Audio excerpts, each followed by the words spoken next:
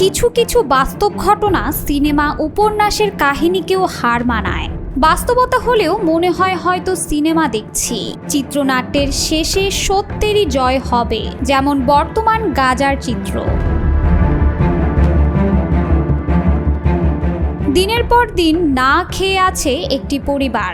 শিশুদের কাঁদতে দেখে মন কেঁপে ওঠে বাবার। ক্ষুধার তাড়নায় জীবনের ঝুঁকি নিয়ে তিনি ছুটে যান ত্রাণের খোঁজে। মনের আশার আলো, হয়তো কিছু খাবার পাবেন, হয়তো সন্তানদের মুখে আজ এক মুঠো ভাত তুলে দিতে পারবেন। কিন্তু ভাগ্যে জোটে না সেই খাবার, বরং জোটে গুলি। গাজার প্রাত্যহিক এই ঘটনা সিনেমার গল্পের হয়তো উপভোগ্য হতো, কিন্তু অসহায় শিশু নারীরা যখন ক্ষুধার যন্ত্রণায় ছটফট করে মারা যাচ্ছে, তখন কেবল মানুষ নয়, যে কোনো জানোয়ারের মনও ভিজিয়ে দেয়। তবে এই শিশুদের কান্না এখনো ভেজাতে পারেনি বিশ্ববিবেককে। বান্ডেল থাকলে প্রতি সেনমানিতে টাকা বাঁচবে। বিকাশ সেনমানি বান্ডেল কিনে জিতুন প্রতি লেনদেনে। গাজায় প্রতিদিনই রচিত হচ্ছে শত শত নির্মমতার বাস্তব কাহিনী, যার রূপকার ইসরায়েলি বাহিনী। যারা ক্ষুধার্ত, দুর্বল, আশ্রয়হীন, তাদের দিকেই ছোড়া হচ্ছে গুলি। প্রতিদিনের মতো আজও গাজায় ত্রাণ নিতে এসে প্রাণ হারিয়েছেন অনেকে। মানবতার সমস্ত সীমা যেন পেরিয়ে গেছে এই সহিংসতা। গাজায় ইসরায়েলি হামলায় গত 24 ঘন্টায় 72 জন মারা গেছেন, যার মধ্যে অধিকাংশই ছিল খাদ্য সহায়তা নিতে আসা নিঃস্ব মানুষ। মেডিকেল সূত্রের বরাতে আল জাজিরার এক প্রতিবেদনে উঠে এসেছে এমন তথ্য। ওই প্রতিবেদনে বলা হয়, গাজার চিকিৎসকরা জানান নিহতদের মধ্যে রাফার উত্তরে বিতর্কিত গাজা হিউম্যানিটেরিয়ান ফাউন্ডেশন GHF পরিচালিত খাদ্য বিতরণ কেন্দ্রের কাছে ত্রাণ নিতে আসা 5 জন নিহত হন গত রবিবার।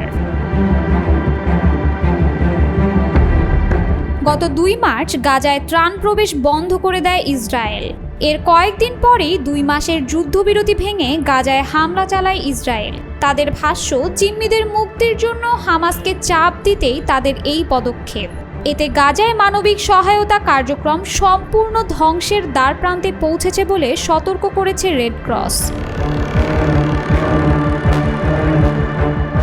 জাতিসংঘের শরণার্থী সংস্থা UNRWA জানায়, ইসরায়েলি হামলা ও অবরোধের কারণে গাজার সাধারণ মানুষ খাদ্য সংকটে আছে এবং পরিস্থিতি প্রতিদিন আরও খারাপ হচ্ছে।